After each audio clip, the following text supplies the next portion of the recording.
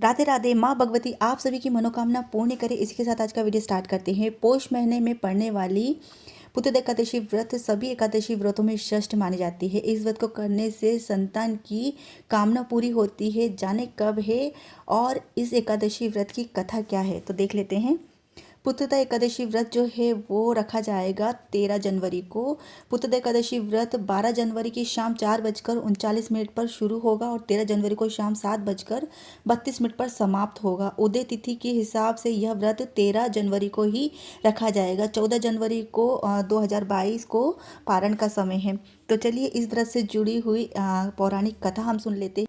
एक समय में भद्रावतीपुरी में राजा सुकेतुमान राज्य करते थे। उनकी रानी का नाम चंपा था। उनके यहाँ कोई संतान नहीं थी, इसीलिए दोनों पति पत्नी बहुत चिंता में रहते थे, बहुत शोक में रहते थे।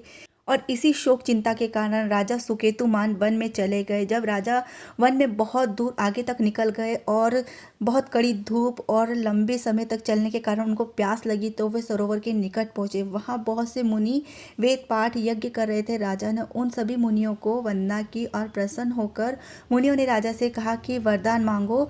तब राजा ने अपने सारे दुख उनको कह सुनाए और मुनि बोले कि पौष मास के शुक्ल पक्ष की एकादशी को जो व्रत करता है उसकी सारी मनोकामना पूर्ण होती है और पुत्र की प्राप्ति होती है।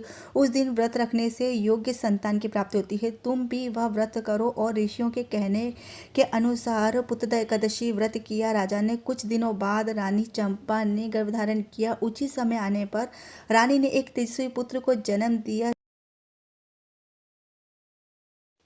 जिसने अपने गुणों से अपने पिता को संतुष्ट किया और न्यायपूर्वक शासन किया। तो ये था पुत्रदा एकादशी व्रत की कथा। आप जो भी एकादशी व्रत कर रहे हैं, अगर आप कथा पढ़ते हैं, सुनते हैं, तो ही आपको उसका पूर्ण फल प्राप्त होता है, नहीं तो आपका व्रत मान्य नहीं होगा। इसीलिए व्रत करने से आपके जो व्रत है ना वो पूर्ण नहीं होता है। आपको व्रत के पूरे नियम पालन करना ज़रूरी रहता है। तो आप लोग को मेरी जानकारी कैसी लगी कमेंट करके ज़रूर बताइए। फिर मिलती हूँ नई